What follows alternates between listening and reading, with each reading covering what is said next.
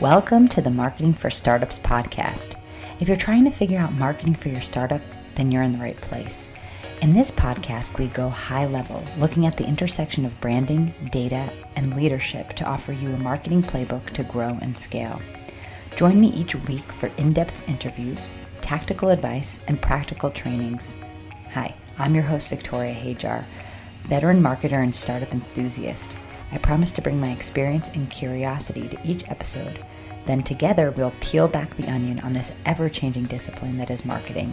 I'm so happy you're here. Let's dive in. We have reached episode 70 of the podcast, which I'm pretty excited about. It's just so funny. Last year in 2022, I committed, after kind of podcasting on and off, maybe throughout 2020 and 2019, like here and there I would do a little bit. But in 2021, I promised myself, I committed to one episode a week for the entire year. And I achieved that, which was really cool. And a couple things happened with doing that and making that commitment. I got a lot better at the process of creating podcasts and releasing them. I used to spend hours and hours toiling away, like I had no flow for content production. So it's been really cool to get a system in place, and I actually have someone that helps me with sort of putting together some of the pieces. And that's been a big change. But also, I have to say, it's been really exciting to get feedback from people. I think that's been the best part, because doing a podcast, you sort of are talking to no one sometimes, although I've been so overjoyed and jazzed and excited and inspired by the interviews that I have had. I think this year also brings like some really cool guests that I've had on, and that's only going to get better and better. So that's the real prize for me. But oftentimes I'm talking alone, just trying to spill all my passion over to anyone that's listening to make the process of marketing your business easier. And my motivation for that has been, for 10 years of my life, toiling away at marketing, really not having anyone ever come to me and tell me, like, this is how it should be done, just figuring it out. That's what really keeps me driving to move forward. But anyhow, the biggest reward has always been just random people commenting that they like the podcast, that it adds value to them. And, people that have no, sometimes like no connection to me at all, or like people I met once a long, long time ago. I mean, it's just like so cool. So I hope I can keep adding value to anyone that listens, and please don't ever hesitate to reach out to me on LinkedIn. I am Victoria Hajar, which is Hajjar. If you want me to create content around a certain piece, or you want me to bring on an expert around like a certain part of marketing, I would love to do that for you. I have so many executors that I work with, like really great executors for different pieces of the marketing, like social media managers and copywriters and web designers and all of these pieces of the puzzle. So if you have a deep interest in going further into one specific topic, please let me know. But for me, the mission of this podcast is to communicate the most important high-level things that you need to do to be successful in your business in terms of marketing and sales. And that boils down to two things, in my opinion. One, which I talk about ad nauseum, and I know everyone probably is getting tired of hearing it, but it is tying up your client value journey. So having that marketing funnel, that marketing flywheel, however you want to call it, functioning properly. That's number one. And number two is doing regular planning session and check-in session each quarter, either by yourself or for your team, to track your progress and keep focused on your big vision. And so today, I thought it would be fun or useful to talk about the mechanics of an effective quarterly planning session. So whether you know this or not, I run a free quarterly planning challenge, a marketing quarterly planning challenge each and every quarter. And when you sign up for the challenge, you will get for 5 days an email into your inbox of me, an audio just like this, just like the podcast, explaining each individual part of the quarterly planning process. And what I think is really unique about that challenge is you can just take like 20 or 30 minutes each day during 1 week to just go through the process. And you'll have at the end of the week like really good quarterly goals, like all tied together, that there'll be SMART goals in which like you'll be really clear on what the deliverables are and who's in charge of them, et cetera, et cetera. But I think we often underestimate how important it is for any team member we have doing anything in our business that they have a really super crystal clear vision of what they should be working on and why it's important. And the quarterly planning session is the perfect time for you to give clarity to the people that you work with. And again, this could be any group of people you need to communicate. It could be like your founding partner, could be your virtual assistant, it could be your team, your copywriting, your MDR, your social media manager, your whole big like ads manager, your whole full team, marketing team. It doesn't really matter, or it could be you alone. It doesn't really matter how big the team is. The point is that you're revisiting these big themes each quarter. And the reason why it's so important is because it allows you, with that foundation, with that anchor, and that space to hold for organizing your workload, it gives space to actually be able to realistically execute super fun and creative things. What I find that throws people off the most is that founders are especially bad at this. Is that there's so many ideas. And so like in the middle of a quarter or without any like regard of like what's going on in your business, just wanting to try new things and try new tactics and, seize opportunities when they come up, which is really great. And I'm not talking down to anyone out there that's a founder that does that, because I do the same exact freaking thing. And it is through like a super disciplined approach to quarterly planning that I've been able to wrangle it in for myself, because it is not easy. Even me in my own business as, a marketing mentor and a podcaster, aside from the work that I do with clients as a fractional chief marketing officer, I am always buzzing with ideas as well. Right. And I think for many years, I just banged my head against the wall because I just wanted to chase after every fun, exciting thing, or everything that really that I could kind of get creatively flowing into, but then it wasn't making any progress. And as I've said before, consistency is the most important thing. So putting in a quarterly planning practice is so important for your business. I think it's even important for life. I do this for my own life when you kind of zoom out and look at the bigger things you want to accomplish or the things that you want to improve or change in your life, health or relationships or whatever. But like touching stone once every 90 days to just say like, oh, here are the super big important things in my life. Like, what am I doing to work towards them? So I think one of the things that people get stuck on is not having a good structure for the planning sessions. And maybe feeling overwhelmed, because a lot of times a planning session is like all day, right? It's like a 3-hour escapade if you want to do it well. And sometimes that's just like not realistic. That's why I created the quarterly planning challenge. Link is in the show notes, or if you head to the site, it's on the blog. So you can grab that there. But if that's not your bag, I'm going to go through some of the most important elements of a really effective quarterly planning session. And let's dive into it. And you can kind of mold this in any way or execute it however you find useful for you.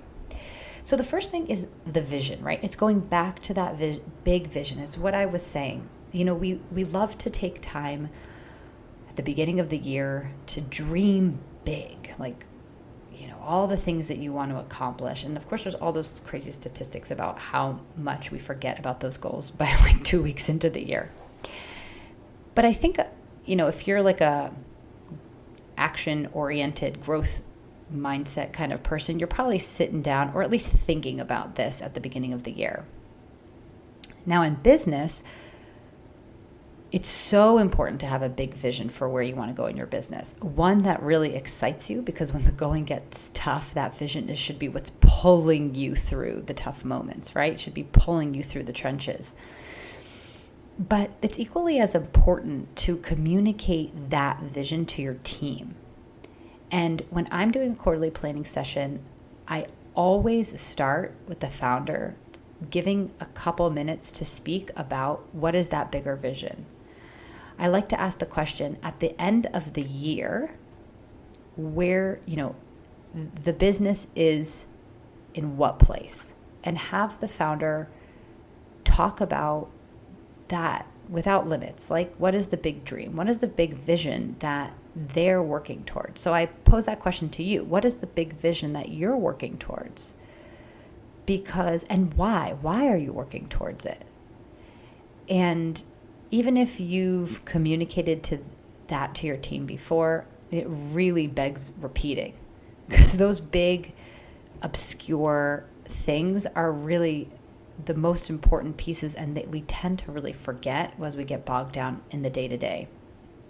So I prefer, I always advise, to have a document that is dedicated to explaining this big vision about your brand.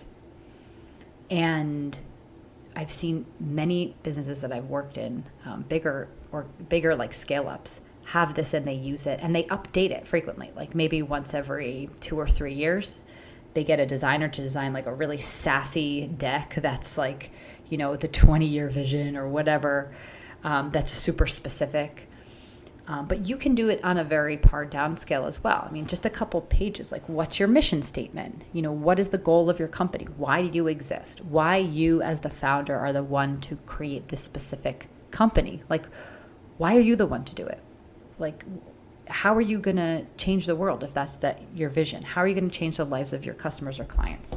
So starting with this big vision is just a really great way to kick off the session, and then have everyone sort of thinking in that scope, in that frame of mind, as we go through the rest of the stages.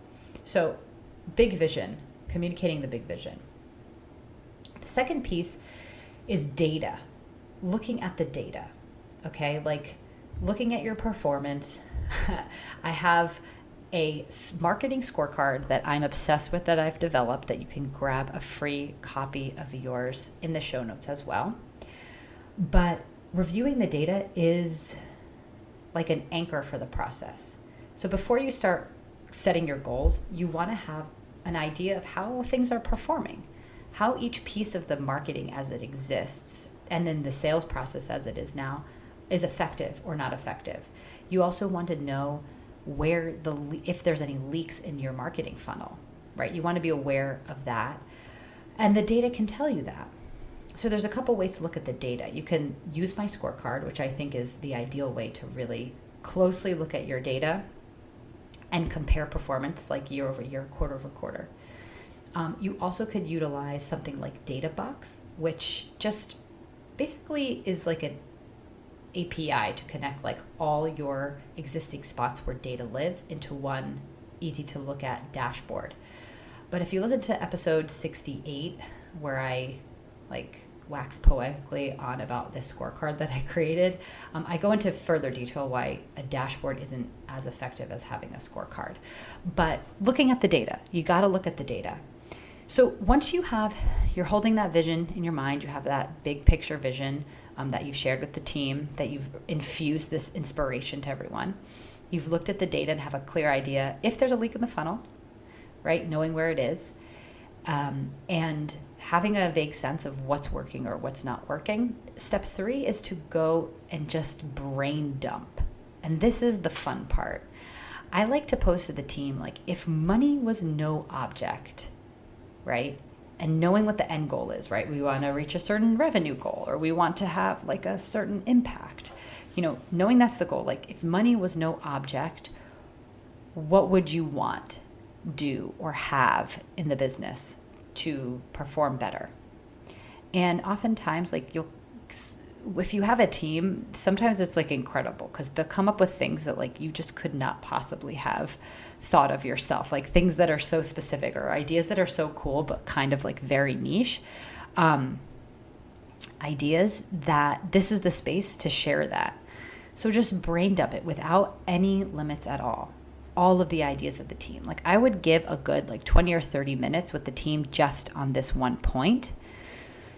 And that's where you can kind of like look at, if you have like an idea bank somewhere that you keep, like pull up the idea bank, right? This is the real moment to consider those creative ideas. And I would argue that this time in the quarter is the only time to consider those creative ideas. This drives me crazy because honestly, this is the definition of focus, right? Being able to have a focused time for creativity and exploration. And if you really feel like limited by 30 minutes or whatever, have your team prepare in advance their creative ideas. So they're bringing it to the meeting, but this is the moment where you just dump it all out. And then step 4 is you want to start looking at that list that you created, that brain dump, and start grouping like with like.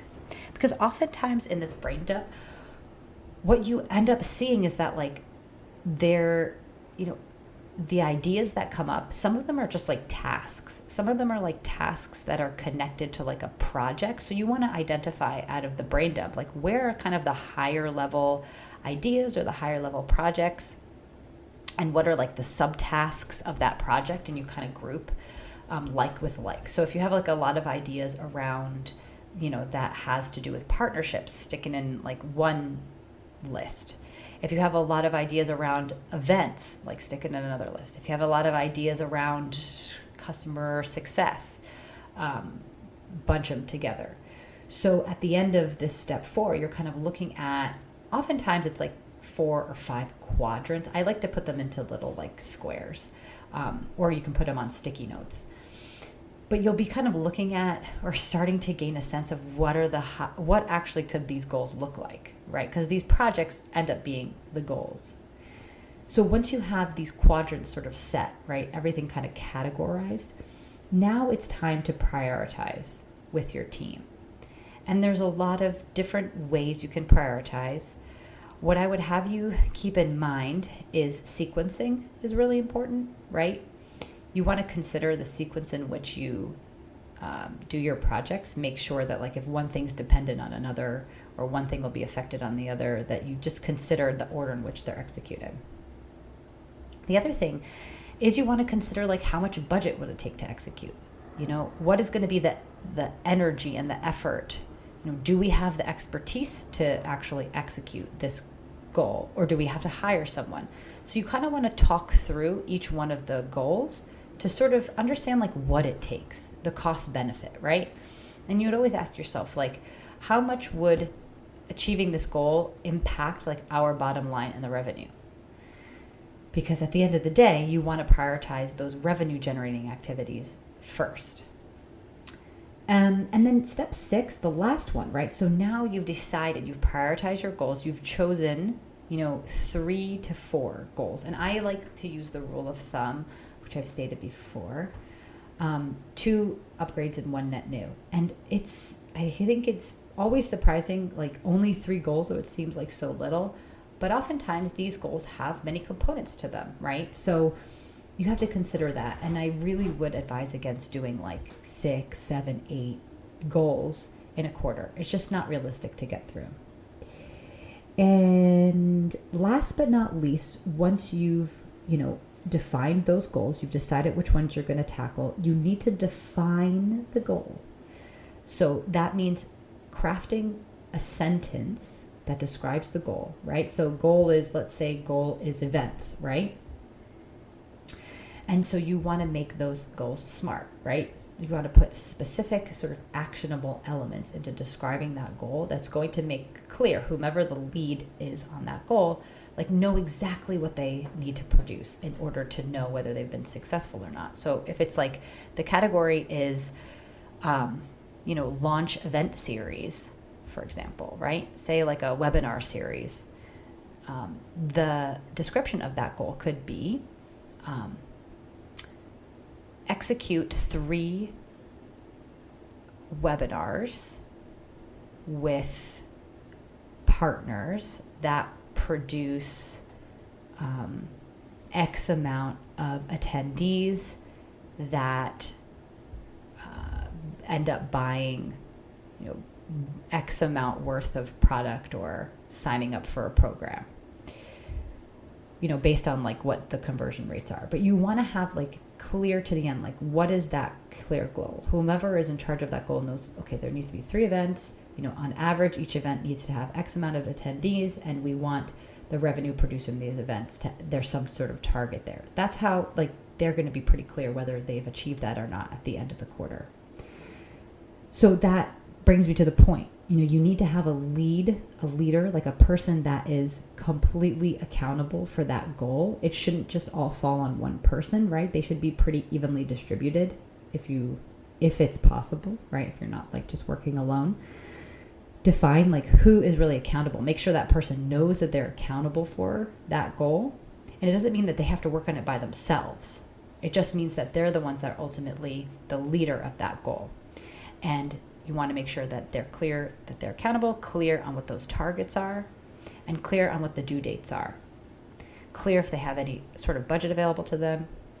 And what I also like to do, which is really, really useful, and I'll also link the template here in the show notes that I have, is I make people fill out a project template. So what that means is that they need to, it's like a very simple document that's sort of like, what is the point of this project, right? It's their goal. This is, turns into their project for the quarter. What does success look like? What does failure look like? What are some of the milestones that you need to achieve to finish this? And what are the dates, right? I make them fill it out. So it's like super uber clear exactly what they're working on. And when you set up this system, I'll tell you, like life becomes so much easier. Right? Because you have your goals, everyone knows what they're working on each and every day.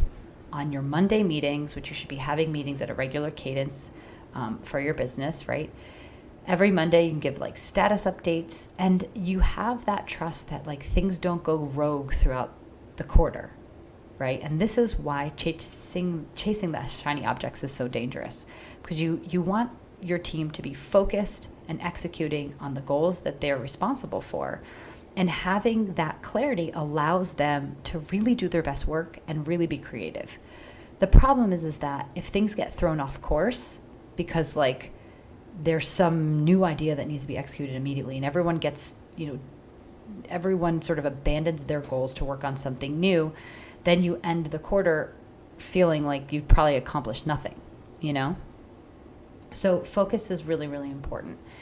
And so I would leave you with the suggestion of, if anything comes up during the quarter that seems like an exciting opportunity or seems like something you want to jump on, just save it in that idea bank. And then in the following quarter, pull that up. And in the context of looking at your data and really having that like bigger conversation of the vision, really like hold it up against those two things and say like, does this big idea really make sense? Instead of impulsively just executing or having your team execute,